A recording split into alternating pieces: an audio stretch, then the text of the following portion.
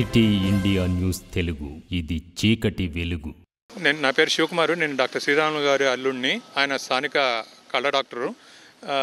మేము 1934లో ఈ స్థలాన్ని ప్లాట్ నెంబర్ 45గా లోకల్ ఫండ్ వాళ్ళు అమ్మితే మేము కొనుక్కున్నామండి. ఆ స్థలాన్ని 1 ఎకరా 23 గుంటలు. దాన్ని అప్పటి నుంచి మాకు హ్యాండ్ ఓవర్ చేయకుండా మున్సిపాలిటీ వాళ్ళు చాలా ఏడిపించారండి. 66 నుంచి జరుగుతూనే ఉంది ఇదంతా. మేము ఇస్తూనే ఉన్నాం. చూసి మేమేం చేసామంటే 2002లో హైకోర్టుకి మొట్టమొదటిసారి 186/27/2002లో రిట్ పిటిషన్ వేసి దాంట్లో మేము గెలిచామండి. ఆ రిట్ పిటిషన్లో దాన్ని మాకు ఫర్దర్ జడ్జిమెంట్ వస్తే అయినా సరే మున్సిపాలిటీ రియాక్ట్ కాలేదండి. అప్పుడు స్థానిక నాయకులు కలిసాం, చైర్మన్లు కలిసాం, అందరినీ కలిసామండి. పాత చైర్మన్లు ముత్యాల ప్రకాష్, శోభేదేల కొత్వాలు, ఇంకా కొంతమంది పేర్లు నాకు తెలియవండి, మర్చిపోయాను. వీళ్ళిద్దరు పేర్లు అయితే గుర్తున్నాయి. ఇంకా కలిసి ఎంత చెప్పినా సరే ఏం కాలేదండి.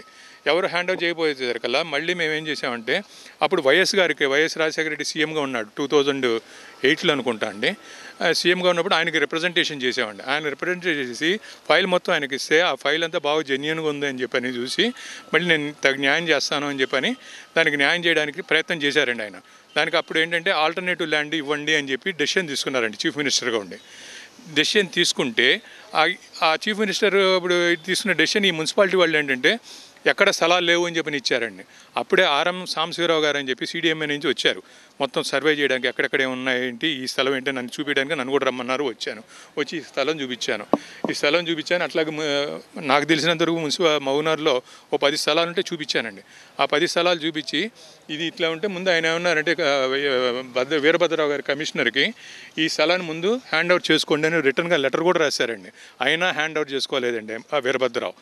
ఎందుకంటే ఆయనకు ఉన్న ఒత్తిళ్ళు ఆయనకు ఉన్నాయి. ఇప్పుడు ఓవరాల్గా అర్థమయ్యేది ఏంటంటే అధికారులని అశక్తులుగా చేసేస్తున్నారండి ఇక్కడ ఉండే లోకల్ కౌన్సిలర్స్. చేసి మా బోటి వాళ్ళకి ఏంటంటే తీవ్ర అన్యాయం చేసి మమ్మల్ని నష్టానికి క్షోభకి గురి చేస్తున్నారు. ఇది తర్వాత మేము WP 5375/2008 అనుకుంటా అండి, దానికి వేసాం కేసు. అందులో కూడా మాకు ఫర్గా వచ్చింది. WA 322 అది అప్పుడు అప్పీల్కి వెళ్ళారు మున్సిపాలిటీ వాళ్ళు. అప్పీల్లో కూడా వాళ్ళు ఓడిపోయారండి. మాకే జడ్జిమెంట్ వచ్చింది. తర్వాత ఎంతకి ఇంకా పని చేయపోయేసరికల్లా మళ్ళీ WP 29732/2013లో మేము కేసు వేసామండి హైకోర్టులో కేసు వేస్తే అది ఇప్పుడు మొత్తం జాయింట్ సర్వే అంతా చేసి ఈ 16 గుంటలు మిగిలింది అని చెప్పి, ఈ స్థలం మిగిలింది అని చెప్పని వాళ్ళు జాయింట్ సర్వే ఏమైనా MROను ACP ఇచ్చారండి హైకోర్టుకి. చేసిన ఫైనల్ హీరింగ్ స్టేజ్లో ఉందండి, పెండింగ్లో ఉండిపోయింది అది. ఈ లోపల వీళ్ళంటే ఈ కన్స్ట్రక్షన్స్, ఈ ప్లాట్ల అమ్మకాలు ఎవరికాళ్ళు మొదలుపెట్టారు. ఎంతమంది అమ్ముకున్నారో, ఎంతమంది చేతులు మారిందో మాకైతే వివరాలు తెలియవండి. మాకు తెలిసినంతవరకు ఇది 16 గుంటలు మున్సిపాలిటీ వాళ్ళు MR వాళ్ళు సర్వే చేశారు కాబట్టి మాకు 16 గుంటలు అని చెప్పి తెలిసింది. లేకపోతే మాకు అది కూడా తెలియదు. ఎంత కబ్జా అయింది అని మొత్తం డోర్ నెంబర్స్ సహా హైకోర్టుకి ఇచ్చారండి. మొత్తం అన్నీ ఉన్నాయి. వీళ్ళు నోటీస్ ఇచ్చినా సరే వీళ్ళు కన్స్ట్రక్షన్ చేస్తూనే ఉన్నారండి. షోకాజ్ నోటీస్ ఇచ్చారు, కన్స్ట్రక్షన్ చేస్తూనే ఉన్నారు. సెకండ్ నోటీస్ మళ్ళీ ఇప్పుడు నిన్న అయిందండి. అది సర్వ్ అయిందో లేదో నాకు తెలియదు. నేను ఆ కాపీస్ ఇమ్మని చెప్పి కూడా కమిషనర్ గారికి లెటర్ పెట్టాను. దాని నుంచి కూడా సమాధానం లేదండి నాకు. మున్మర సుల్తానా అని పెట్టిందండి. ఆమె మీద కేసు వేసామండి డిస్ట్రిక్ట్ కోర్టులో. కేసు వేస్తే 1 year నుంచి జడ్జి లేదని వలన కేసు బెంచ్ మీద రావడంలా, ఇంజక్షన్ ఆర్డర్ ఇమ్మంటే. అన్నీ ఉన్నాయండి మా దగ్గర, అన్ని కాగితాలు అన్ని ఒరిజినల్ అన్నీ మా దగ్గర ఉన్నాయండి. అన్నీ సబ్మిట్ చేస్తేనే హైకోర్టు నమ్ముతుంది కదండి. ఎవరికైనా నమ్మదు హైకోర్టు. ఒరిజినల్ మావే అన్నమాట. హైకోర్టు నమ్మిందంటే కాగితాలు ఉన్నట్టు అనమాట. అక్కడ ఆమె హస్బెండ్ పేరు మునాఫ్ మునాఫ్ మిల్క్ పాయింట్ అని చెప్పి ఎదురుగుండా ఉంది ఆయనంటే. మరి ఆయన 4 రోజుల నుంచి నోటీస్ ఇస్తుంటే కోర్టు నోటీస్ ఇస్తూ అబ్స్కాండింగ్ అండి. ఇక్కడికి వచ్చి పని మటుకు జరుగుతూనే ఉంది.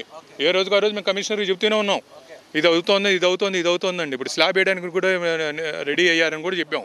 ఇప్పుడు నిన్న ఏమైనా ఇచ్చారంట, రివోక్ చేసేసాము అని చెప్పి. చేసినా మరి అది వెళ్ళిందో లేదో మాకు తెలియదండి. మాకు ఇప్పుడున్న ఖాళీ స్థలం ఏంటంటే 16 గుంటలు అని చెప్పి MROని ACP సర్వే చేశారు కాబట్టి ఆ 16 గుంటలు మాకు హ్యాండ్ ఓవర్ చేసి, అలాగే ఎవరైతే అక్రమంగా కట్టారో వాళ్ళ మీద చర్య తీసుకొని వాళ్ళ దగ్గర మాకు హ్యాండ్ ఓవర్ చేయండి అని, లేదా కాంపెన్సేషన్ అని ఇవ్వండి అని మా ప్రార్థన అండి.